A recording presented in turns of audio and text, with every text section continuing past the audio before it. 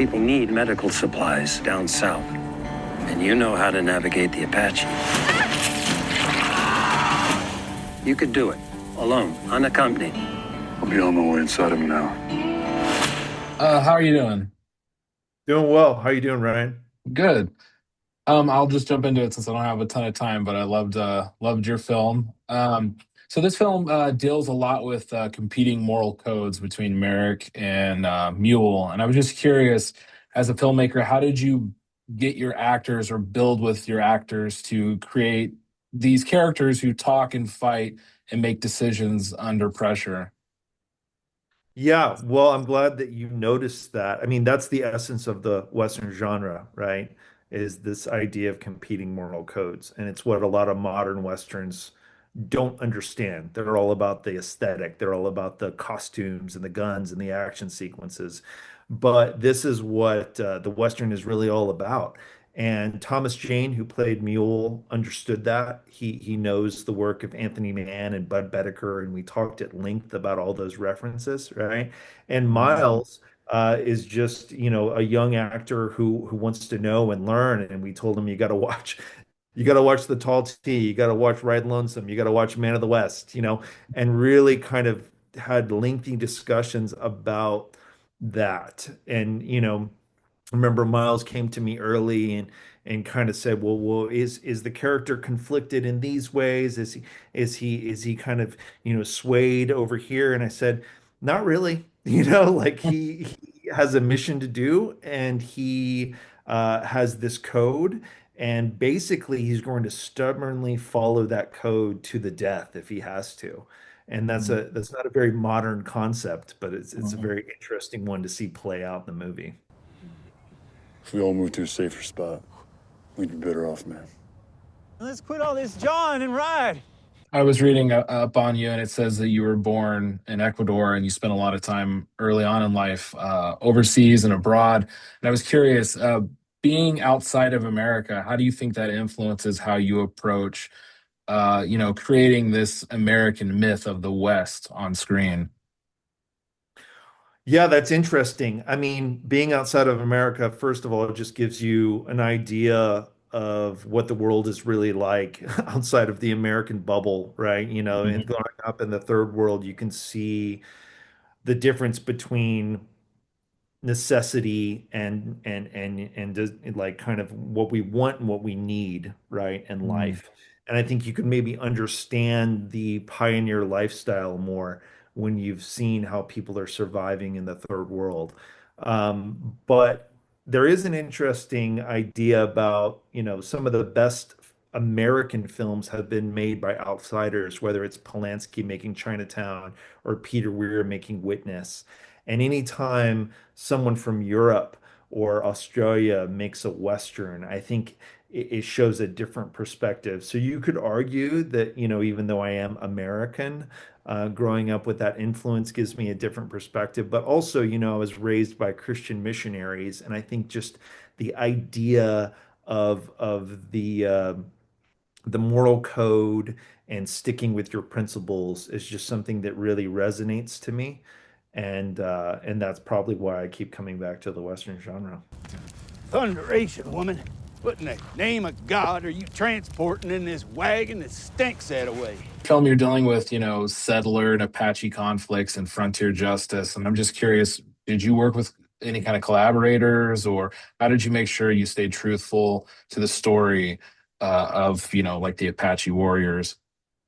Yeah, I mean, we always try to lean on the people who understand the history as much as possible, whether it's turning to the tribes. We had actual Apache actors in this and listen to them about, for instance, the war paint. What we would have done in our own little bubble with my makeup artist, Jeff Dawn, is definitely different than when they told us, no, it would just be this simple stripe. Okay, we're going to adapt to that, have them look at the costumes and say, this is silly, that's silly. It would just be these pieces. I have a wonderful friend, John Mars, who's in the cavalry in the beginning, and he was our armorer, and he understands Western history and the authenticity of the costumes better than anyone I know. So he was there just to pull the leather hat off of someone, you know what I mean? And say, no, this is really silly. That might look cool and you might have seen it in a movie, but we're not going to wear yellow scarves in the cavalry because John Ford did. That's not accurate. So we always try to lean on authenticity as much as possible. How have you stayed alive this long? Being a little quicker and a little smarter than most. You were quoted as saying that John Milius says that pain is temporary, but film is forever, and that also this is one of the most difficult films you've ever worked on.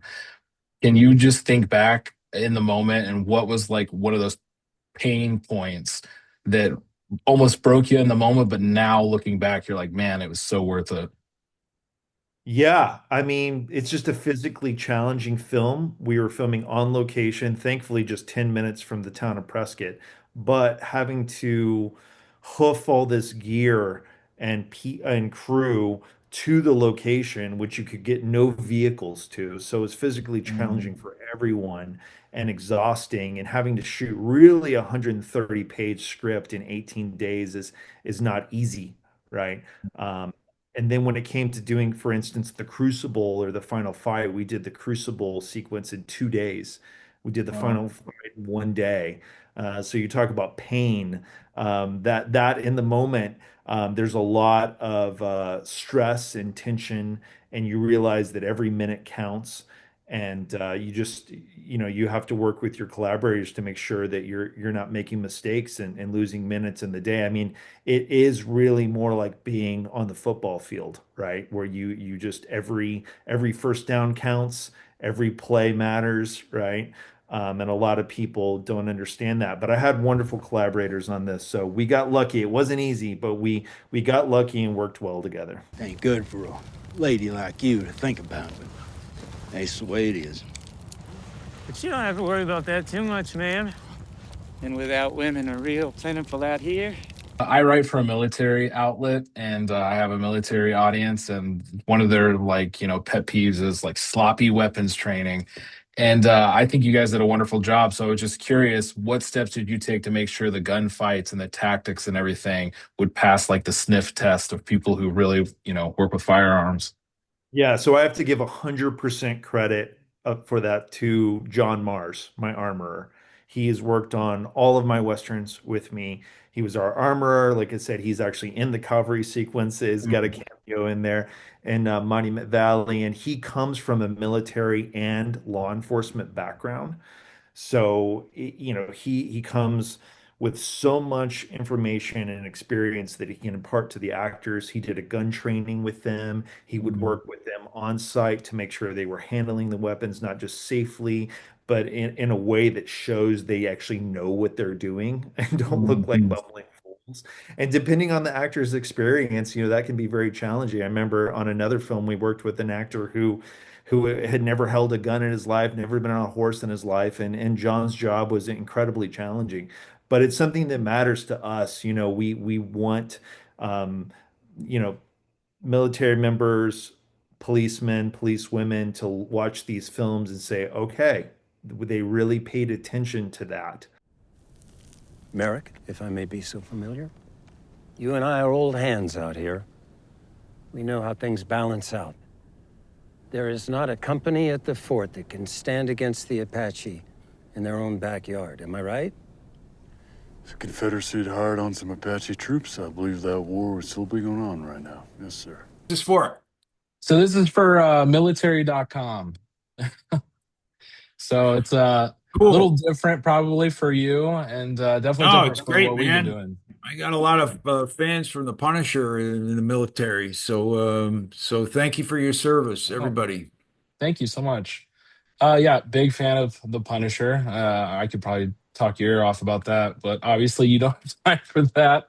But so I guess I'll just jump into it. When you first read Frontier Crucible, what about it spoke to you and made you think like, yeah, this is the guy's head I want to live in for the next however many months? It's always looking for a great character, And Dallas Sonnier sent me the script. He said, "Hey, I got this Western. It's based on a Harry Whittington novel." I said, "I'm in." I love Harry Whittington. He's the king of the pulps. He's written terrific crime stuff, and he's written some good westerns. Desert Stakeout is the name of the book, and it's one of his best. And the characters he creates are always surprising and fantastic. The dialogue he comes up with. So a lot of that's in the script. And I think it's a great story. It's not The Wild Bunch. It's more along the lines of an Anthony Mann movie like The Naked Spur or a Bud Bedecker film, The Tall T, Seven Men from Now. It's much more character driven, and that's what this is. This is a character driven Western. It's a bunch of guys trying to not get killed by Indians and figure out who killed who and all that. No, we spent enough time in Apache Wells. If you choose to remain, you do so on your own. Don't threaten me. I welcome any rebuttal you care to offer, friend. All right. No use you two killing each other till we know how things are gonna go with the Apache. As an audience member, it had like that old school Western vibe, but also had like really good character work. So I really enjoyed that. Thanks, buddy. Appreciate that. Yeah. I was talking to Travis Mills, the director, and he was talking about how it was one of the hardest shoots he's ever done. And I was just curious, does that translate to you or does that resonate with you? Well, he had a different set of circumstances. I just had to show up on set and live in the character. Me and Armie Hammer, we built a fire every morning and we'd make cowboy coffee and we had a couple of chairs and we'd sit around the fire. Nobody had a trailer because we were out in the middle of nowhere. There was no place to put them. So we got dressed in the morning in the hotel, and we all had a dressing room. Like we shared a dressing room. So at 4:30 in the morning, we'd be up there getting out of our street clothes or our pajamas and putting on these cowboy outfits. And that was a lot of fun. It was a lot of camaraderie in that it felt like we were doing theater. And we were doing theater on film. But we're doing a Western, and we captured the look of the thing. It's got a great look. Maxime, the cinematographer, captured like a Western from 1965. That's what it looks like. I happen to love that kind of thing. I love the period Westerns, man. That's where they live for me. So to be able to do that was a joy. I'm sure Travis had his own troubles, but we kept the boat afloat. We don't understand the Apache, and we don't want their company, but we do respect them. I'm not going to minimize the terror those people must be feeling with this epidemic down south. Sure, there are doctors in San Carlos. 2, maybe 3.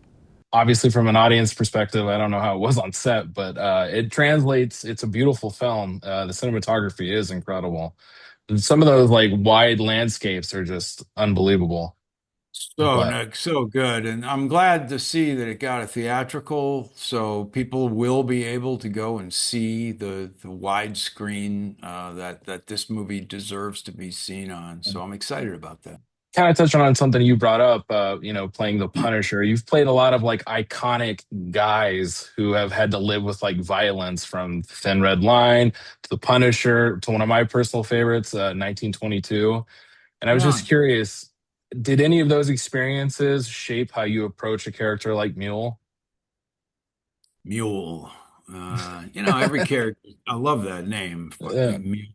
It's just such a great character. I had so much fun playing that guy. It was a lot of fun. Everybody's different. Every character's different. You got to start from scratch every time and dip into the world, the life of a character, and like everybody you meet, we've all got our own row to hoe. We're all gonna be dead for too long. We need to go. That ain't your decision to make. And she can get another husband. Ain't one of us can grow a new scalp. This movie doesn't shy away from like depicting conflicts with Native Americans, which is something that, like, in the past Hollywood has gotten wrong, and I think you guys did a really great job. And I was just curious, from your side of things as an actor, did you hear any conversations about how to portray that time and do it respectfully? We had the the Navajo. We had people working with us, so we wanted to get it right, and we respected and actually listened to the advice that we were given, and we did the best we could, and we just wanted to make the American Indian actors happy. Like if they felt like they were doing, stuff, being true to their ancestors and to the way of life that they came from, and that's a responsibility, to tell the truth, and so we did the best we could with that. This is going to be in theaters, and if a service member were to buy a ticket to see this in theaters or rent it on VOD, what is something you hope that they take away from it? I just hope they're entertained for 90 minutes. Is really all you want. If you like Westerns, there's a lot to like. Don't go in thinking you're gonna, see a lot of gun work because we don't have it. But we have a lot of blood and there's a lot of torture. The Indians get nasty with us. We probably deserved it. But there's William Macy has some good stuff in the beginning where we see the American Army in there, and that was fun. We shot that at Monument Valley, which is absolutely stunningly gorgeous. And I'm surprised people don't shoot more westerns there the way John Ford used to do. So yeah, I just hope people are entertained, and if their expectations are they're going to watch a character piece that has violence, but focuses on the emotional chess that these characters are engaged in, then they'll enjoy it. That opening shot with William H. Macy, I think I read somewhere that it was shot somewhere else and then it was redone in that beautiful landscape. Do you know if that's true? Monument Valley is where they went to shoot that. And so all of that is real. It's at Monument Valley, and they were lucky to be able to get in there and capture what is some of the most beautiful landscape in the world, not only in America, but in the world. So pretty darn cool, if you ask me. Before I let you go, because I want to be respectful of your time, I would be remiss if I didn't, as a huge Stephen King fan, just tell you that I love the 3 adaptations of his work that you've been in. They're some of my favorites. Thank you. And yeah, absolutely. And I was just curious, maybe not, this was kind of an excuse just to bring it up. Is there anything from those films playing, having to play fear or guilt under like extreme stress that you might have brought to this movie? 1922 is one of my favorite things that I've So done good.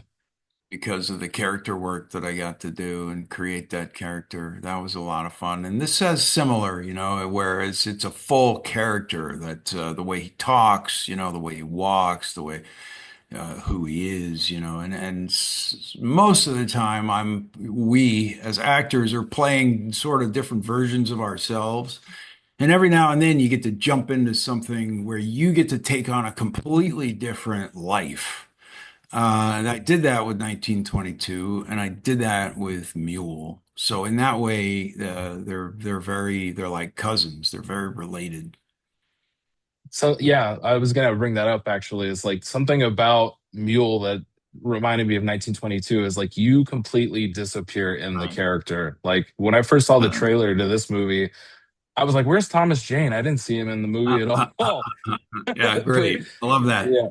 They aged me up, for this. I wanted to be older, because people got beat up, Like if in the script he was my age, you'd have to add 10 years to the guy to be able to play. And if you look at actors back in the day, like you look at like Walter Brennan, like he was playing an old man when he was 51, and he looked like an old man. So the world aged people faster back then, and I wanted to be true to that, and did a good job. My ego takes a beating. I don't like looking at it, but that's the name of the game. Don't even have to squint to aim true. Well, I loved it. I thought it was a great film, and this has been a joy to get to talk to you. So thank you so much for taking the time. Thank you. Thank you. Thanks for your Yeah. service, Yeah, everybody. thank you so much. You'd never survive going that way.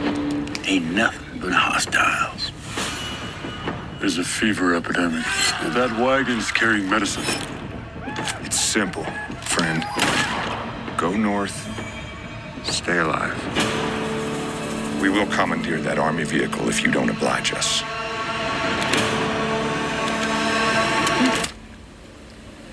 Don't threaten me.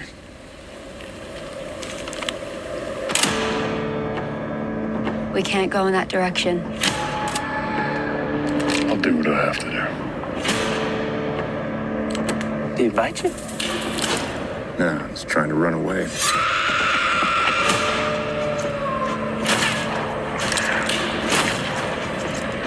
You killed an Apache. We shall see how bravely you die.